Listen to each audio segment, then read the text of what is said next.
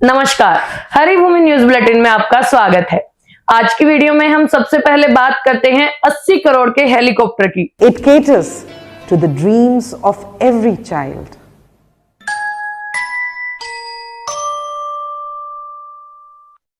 चार लाख 51,368 करोड़ के कर्ज में डूबी हरियाणा सरकार ने नया हेलीकॉप्टर खरीदा है। नए हेलीकॉप्टर की कीमत 80 करोड़ रुपए बताई जा रही है, जिस पर मुख्यमंत्री नायब सिंह सैनी सवारी करेंगे। जी हां, मुख्यमंत्री ने आज हेलीकॉप्टर पर बैठने से पहले पूजा अर्चना की। इस अवसर पर कैबिनेट मंत्री विपुल गोयल और राजेश नागर भी मौजूद थे। 80 करोड़ के हेलीकॉप्टर की विधिवत पूजा करने के बाद सीएम ने कहा कि पुराने हेलीकॉप्टर में दिक्कत आ रही थी। उन्होंने कहा कि हरियाणा सरकार का हेलीकॉप्टर काफी पुराना था, जिसके कारण सरकार नया हेलीकॉप्टर खरीदने पर विचार कर रही थी। नए हेलीकॉप्टर के आने से गदगद होने वाले मुख्यमंत्री ने कहा कि हालांकि हमारे पास पहले भी एक हेलीकॉप्टर था, लेकिन वह काफी पुराना हो चुका था और उसमें सेफ्टी का भी इशू था। आज नया हेलीकॉप्टर आ गया है, हेलीकॉप्टर की पूजा हो गई है। अपने अधिकारियों की पीठ थपथपाते हुए सीएम साहब ने कहा कि मैं हरियाणा सरकार के अधिकारियों को लंबे समय से चली आ रही जरूरतों को पूरा करने के लिए बधाई देता हूं। इस अवसर पर हरियाणा के नागरिक उड्डयन मंत्री विपुल गोयल ने भी कहा कि लंबे समय से हेलीकॉप्टर की मांग थी, आज पूरी हुई है। बताया जा रहा है कि सीएम सैनी जिस हेलीकॉप्टर की सवारी करेंगे उसकी मंजूरी पूर्व सीएम मनोहर लाल खट्टर सरकार में दी गई थी। आपको बता दें कि यह हेलीकॉप्टर जर्मनी से हरियाणा लाया गया है। मनोहर लाल खट्टर की अगुवाई वाली सरकार द्वारा 2 साल पहले बनाई गई हाई लेवल परचेज कमेटी ने हेलीकॉप्टर को खरीदने की मंजूरी दी थी, लेकिन वित्त विभाग ने इस पर रोक लगा दी थी। उस समय महंगे हेलीकॉप्टर को खरीदने पर विवाद भी हुआ था। हाल ही में कर्जे को लेकर पूर्व मुख्यमंत्री भूपेंद्र सिंह हुड्डा ने कहा था कि राज्य पर लगातार कर्जा बढ़ रहा है। अब तक हरियाणा पर 4,51,368 करोड़ का कर्जा हो चुका है। हुड्डा साहब के आंकड़े फैक्ट पर आधारित हैं या नहीं, हम नहीं जानते, लेकिन प्रदेश के नए सीएम अब 80 करोड़ के हेलीकॉप्टर की सवारी करेंगे। अब बात करते हैं तेजी से ट्रेंड में आ रहे लिव इन रिलेशनशिप के खतरनाक अंजाम की। मामला भले ही 1 महीना पुराना है, लेकिन इसका खुलासा आज हुआ है। सोनीपत में एक शादीशुदा आदमी ने न केवल अपने लिव इन पार्टनर की हत्या कर दी थी, बल्कि उसके बाद घर को आग भी लगा दी थी। बताया जा रहा है कि ये घटना सोनीपत के ऋषि कॉलोनी की है। 26 अक्टूबर 2024 को एक मकान में लगी आग में सरिता नाम की युवती जलकर मौत होने की खबर सामने आई थी। अब इस मामले में पुलिस ने बड़ा खुलासा किया है। पुलिस के अनुसार उपकार और सरिता दोनों साथ रहते थे। घरेलू कलेश से नाराज होकर उपकार ने पहले सरिता की हत्या की और बाद में घर को आग लगा दी, ताकि किसी को यह शक न हो कि उसका मर्डर हुआ है। सरिता की हत्या करके शव को जलाकर उपकार मौके से फरार हो गया था। इसके बाद पुलिस ने मामले की जांच शुरू की और करीब 1 महीने बाद इस मामले की तह तक पहुंच पाई। दरअसल उपकार और सरिता लिव इन रिलेशनशिप में रह रहे थे। सरिता कॉलेज में प्रोफेसर थी। सरिता और उपकार एक दूसरे को स्कूल टाइम से ही जानते थे। सरिता के तलाक के कुछ साल बाद से दोनों साथ रह रहे थे।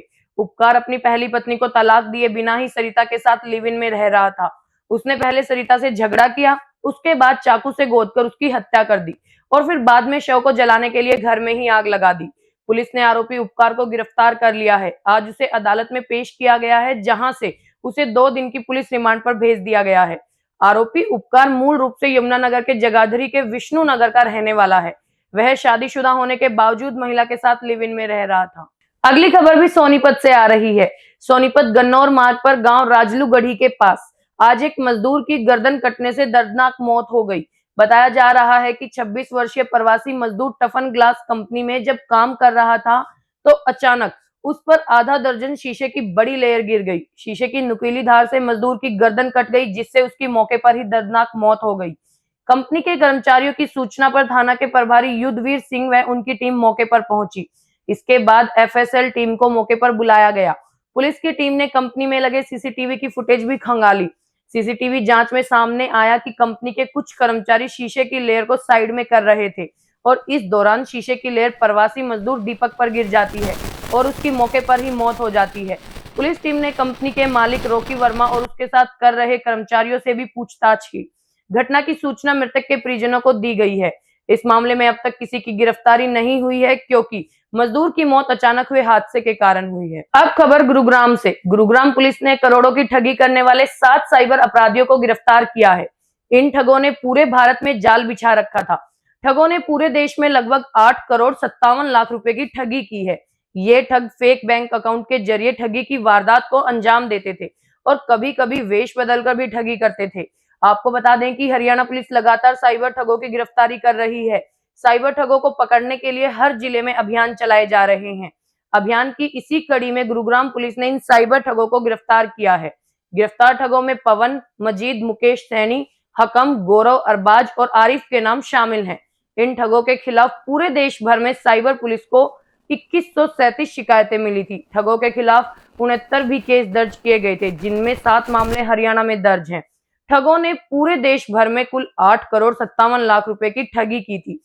आरोपियों ने पूछताछ में बताया कि वे फेक बैंक अकाउंट के जरिए ठगी करते थे, साथ ही वेश बदलकर लोगों को धोखा देते थे। इन ठगों का जाल पूरे देश में फैला हुआ था। अगली खबर रोहतक से आ रही है। रोहतक में कल रात पुलिस ने बड़ी कार्रवाई की है। पुलिस ने गैंगस्टर सन्नी रिटोनिया के साथी साहिल को अरेस्ट कर लिया है। आरोपी के पास से 8 अवैध पिस्तौल और एक काले रंग की फॉर्च्यूनर कार भी बरामद की गई है। पुलिस की टीम पिछले काफी समय से साहिल की तलाश कर रही थी और लगातार अपने मुखबिरों से संपर्क साधे हुई थी। रविवार की रात उनकी टीम को मुखबिर से सूचना मिली कि सन्नी रिटोली का साथी साहिल एक ब्लैक फॉर्च्यूनर कार में सवार होकर दिल्ली बाईपास की तरफ जाने वाला है। इसके बाद पुलिस एक्टिव हो गई और इलाके में जाकर घेराबंदी कर दी।